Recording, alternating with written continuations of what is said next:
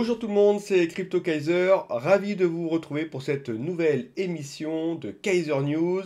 Nous sommes le mardi 17 janvier 2023 et nous allons passer en revue notre fameux marché des cryptos. C'est parti!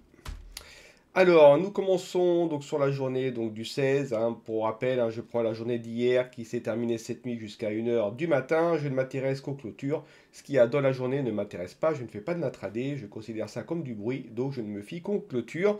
Donc, nous avons une capitalisation globale des cryptos qui dépasse toujours les 1000 milliards de dollars, avec une petite augmentation de 0,6%. On aurait pu penser que le marché allait un petit peu corriger suite au fameux rallye que nous avions eu ces derniers jours, mais ce n'est pas le cas.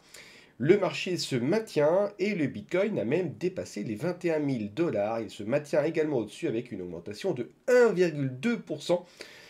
Donc ce qui est, ma foi, très très bien.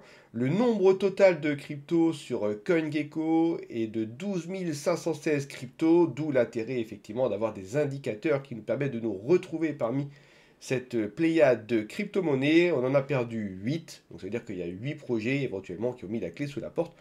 Ceci reste quand même dans l'épaisseur du trait, c'est pas énorme, donc nous pouvons continuer. Donc sur ces plus de 1000 milliards de capitalisation, donc ça n'a pas beaucoup bougé. Le Bitcoin a augmenté de 1,29%. Il occupe quasiment 40% de la capitalisation globale des cryptos. L'Ethereum, lui, est à 1,39%. C'est donc ils ont quasiment évolué de la même manière tous les deux. Il occupe toujours les 18,5% de capitalisation globale. Et les altcoins sont en léger retrait de 0,34%. Ça veut bien dire qu'aujourd'hui, ça reste le Bitcoin et l'Ethereum qui mènent la barque et qui mènent l'écosystème crypto. Sur l'évolution BSDC ETH sur les 8 dernières semaines, qu'est-ce qu'on peut constater? C'est que effectivement, c'est le Bitcoin qui a bien performé ces derniers temps. L'Ethereum un petit peu moins. On a toujours un bel écart, on n'est pas encore au niveau de notre flipping et je pense qu'on ne le saura pas tout de suite. Nous continuons avec le sentiment crypto, c'est-à-dire le fear and greed, comment l'écosystème crypto est ressenti par la population. Pour rappel, c'est un indicateur qui est tout de même important. Ça montre notamment que le marché crypto est un marché de sentiment, que ça peut aller très vite. Et donc, il faut bien suivre cet indicateur. Aujourd'hui, l'indicateur, il est neutre. On est resté longtemps, comme vous pouvez le voir ici, là, on est resté longtemps dans l'extrême fear, jusqu'il y a 3-4 jours. Après, on a eu une énorme montée du sentiment crypto, c'est-à-dire qu'on a une euphorie quasiment qui est arrivée. Les gens ont commencé à ce qu'on appelle FOMO, c'est-à-dire à avoir peur que le train passe. Ils se sont dit, ça y est, les cryptos remontent, donc il faut vite que j'investisse. Alors moi, vous le savez, j'aime pas quand ça monte comme ça très rapidement. Je préfère quand ça grind. Là, voilà, il faut maintenant que ça consolide. Je m'attendais à une correction plus importante. C'est pas le cas, c'est-à-dire que le sentiment reste peur, neutre. On n'est pas encore dans l'euphorie, et il ne faut pas qu'on le soit encore tout de suite. Il faut attendre un peu que ça consolide. Pour rappel, quand on est dans le vert, là où tout le monde achète, nous, il faut qu'on commence à vendre par palier, évidemment, pas tout d'un coup. Et quand nous sommes dans le rouge, il faut qu'on achète également par palier. On fait l'inverse de ce que les autres font. C'est comme ça que ça fonctionne. Enfin, c'est comme ça qu'il faut fonctionner, en tout cas, à mon sens. Voilà, et donc l'évolution de l'index, donc, comme on peut le voir, on a passé ici cette fameuse tendance, cette ligne qu'on avait du mal à passer, on restait très longtemps dans l'extrême peur, même depuis, on peut dire, septembre 2022, à part la petite poussée qu'on a eue là, mais sinon on est resté, et là on a dépassé tout ça. Donc c'est de bon augure, à voir ce que ça va donner par la suite. On continue avec le top 15. Alors dans le top 15, comme vous pouvez le voir ici, on n'a aucun changement, le classement reste ce qu'il est, donc pas grand chose à dire pour ma part, si ce n'est que les volumes reviennent hier, donc comme le sentiment est un petit peu baissé, les gens se sont dit est-ce qu'on n'a pas FOMO trop vite, le volume a reculé, aujourd'hui le volume est à nouveau présent, ça veut dire que c'est des signes qui montrent bien que ça peut latéraliser, consolider, plutôt que de corriger massivement, donc ça c'est une bonne chose. Pour le reste, pas grand chose, franchement ça reste négligeable, les augmentations qu'il y a eu, ou les diminutions, voilà, bon, Polygon, XRP, BNB, il y a des beaux volumes quand même, il faut le noter, ça c'est intéressant. Et pour le reste, voilà, on va pas perdre de temps, on continue. Sur les meilleures variations sur le top 100, alors j'ai changé, j'ai pris maintenant le top 100 crypto plutôt que le top 50, et je vous présente les meilleures variations en termes de prix, volume et classement. Donc les meilleures variations aujourd'hui, donc nous avons au niveau des prix le Fracture et le Chronos qui ont pris respectivement 8% et 7%. Le Chronos remonte à la 30e place, il gagne 3 places, et le Fracture remonte lui de 3 places à 62 places. Hein. Très bien pour eux, bravo à eux, hein, et ce sont les deux plus fortes augmentations sur la journée d'hier. Concernant le volume, alors le volume, on a eu une énorme poussée de volume, comme vous pouvez le voir ici, sur Compound. Alors Compound, hein, pour rappel, c'est un protocole qui permet le prêt-emprunt sur la blockchain Ethereum. Donc à mon avis, les taux d'intérêt, j'ai pas été voir, mais ils doivent être intéressants. Ça a particulièrement bien cartonné sur la journée d'hier, les volumes sont très importants. Donc je vous invite à aller voir voilà, pourquoi ou est-ce que vraiment les taux sont aussi intéressants que ça. En tout cas, ça a attisé, voilà, ça a attiré pas mal de personnes. Sur le classement, donc c'est Curve DAO qui reste une... alors Curve DAO, c'est une plateforme d'exchange décentralisée, donc avec des frais extrêmement bas. Curve DAO a bien augmenté de 66% de volume, mais c'est surtout qu'il a monté de 5 places dans le classement. C'est une très bonne progression pour lui. Bravo à lui. Et The Graph, hein, pour rappel, propose, un peu comme Covalent d'ailleurs, propose une API qui permet d'interroger l'entièreté de l'écosystème crypto de façon très simple. Voilà, The Graph qui a augmenté de 4 places. Bravo à ces cryptos-là. On va passer maintenant à l'inverse, c'est-à-dire les cryptos qui ont le moins bien performé. Donc on a le Zcash qui a perdu 5% de son prix. Alors le Zcash, c'est une crypto qui parle de la privacy. Voilà, donc on a le Dash également qui a perdu 5%. Ils ont perdu respectivement 5 et 4 places. Nous avons après côté volume le eCash et le Flow qui ont perdu, mais bon, ça reste dans l'épaisseur du trait, moins 56%, c'est négligeable, donc je vais passer dessus. Et dans le rang, le Zcash et le Radix qui ont perdu 5 places chacun. Le Radix étant un protocole de finance décentralisé de Layer 1 pour les applications DeFi. Est-ce que j'ai oublié de vous dire quelque chose? Non, bah, je pense que c'est tout vu. Bon, ça reste, voilà, il n'y a pas de gros crash, il n'y a pas de choses voilà, vraiment transcendantes à dire sur ce tableau-là.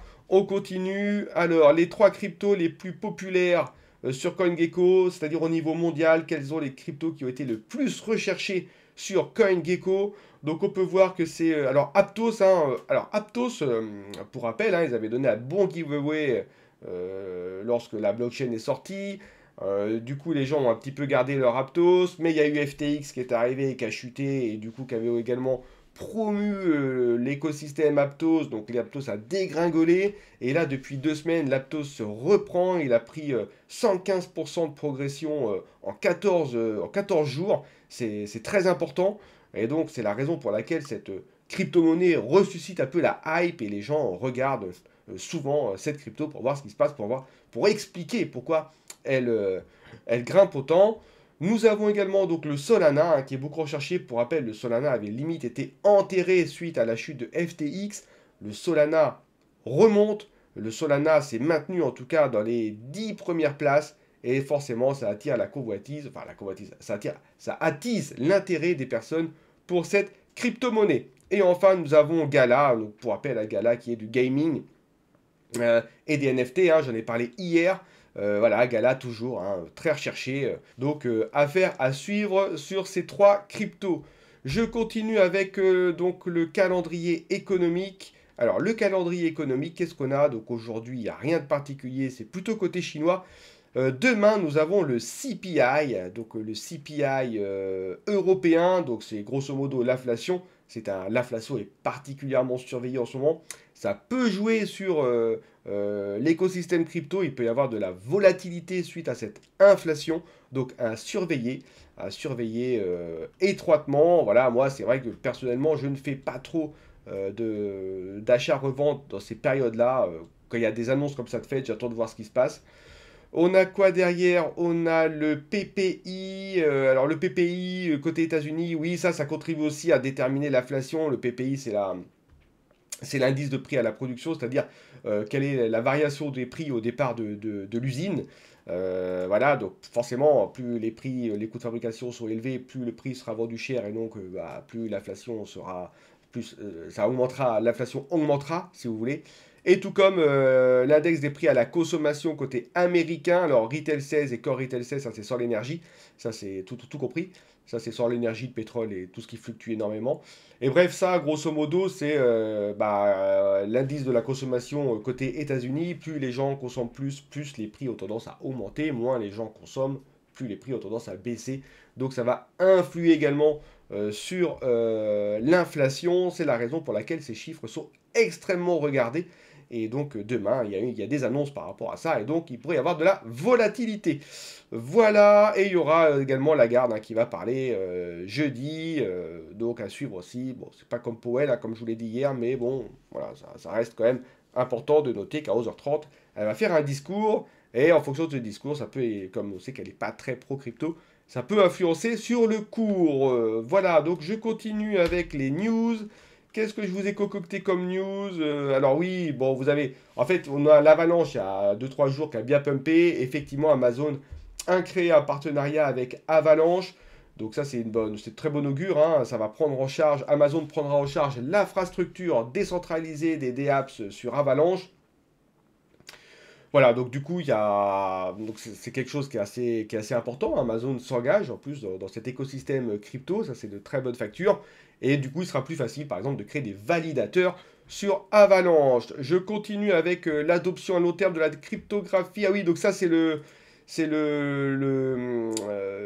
Tom Duff Gordon, donc c'est le vice-président de Coinbase qui lui reste sceptique, reste frileux, craintif par rapport à la régulation. Il prévient que voilà, l'écosystème crypto a le potentiel pour être adopté par le grand public sous réserve que la régulation ne tape pas trop fort sur cet écosystème. Pour rappel, Coinbase a licencié ou va licencier 20% de ses effectifs. C'est énorme. Et ils ont d'ailleurs une amende de 100 millions de dollars à régler à l'État de New York parce que justement, ils n'ont pas été dans la conformité, notamment avec leur KYC. D'où voilà, l'explication du pourquoi ils sont très regardants sur la régulation et ils sont très craintifs par rapport à ça. Et enfin, dernière petite news, les fondateurs de Three Arrows Capital, donc pour rappel, Three Arrows Capital a fait faillite. Voilà, donc ça a été assez relaté dans la presse, je ne vais pas revenir dessus.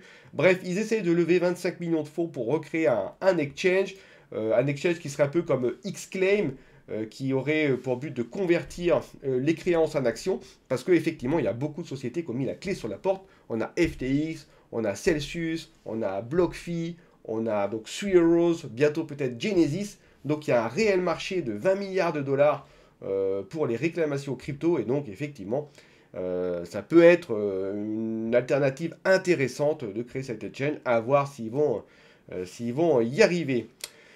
Voilà, enfin, donc j'ai rajouté une nouvelle rubrique dans ce journal, dans ce Kaiser News. C'est tous les jours, je vous présenterai une crypto un petit peu exotique qui apparaît dans mes analyses, dans mes tableaux de bord, comme voilà, performante. Aujourd'hui, c'est la crypto Tabou. Donc c'est une crypto plutôt pour adultes. Ils se définissent comme le playboy de la crypto. Alors, il n'y a aucun sponsoring, c'est uniquement mes tableaux d'analyse qu'il faut ressortir certaines cryptos qui performent bien et je vous les présente. Je n'ai aucun lien avec les cryptos que je vous présente. Là, ça peut être Tabou, ça peut être quelqu'un d'autre, peu importe. Là n'est pas le problème. Voilà, je voulais juste vous indiquer que cette crypto est 861e. Elle a augmenté de 408 places sur le mois dernier. Donc, c'est pas sur la veille, là, c'est sur le mois dernier. Donc, elle a grindé. Elle augmente de 408 places. Voilà, avec une augmentation de prix de 243%. Et on a des volumes aussi qui sont dessus. Alors, les volumes sur le mois donné sont de 109%. Voilà, donc regardez un petit peu cette crypto. Regardez, en tout cas, voilà, c'est une crypto qui a suscité l'intérêt parce que voilà, elle est dans les 5 meilleures performances de ce mois dernier et dans, dans les 5 meilleures performances de la semaine dernière également.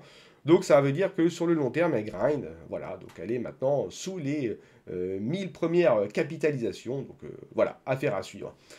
Voilà, c'est tout pour moi pour aujourd'hui. Je vous souhaite bon courage pour votre journée. Et quant à moi, je vous retrouverai demain matin. N'oubliez pas de vous abonner et de liker cette vidéo, comme ça vous serez informé. Il y aura une vidéo, pour rappel, tous les matins. Voilà, je vous souhaite à tous une très bonne journée. Bye bye.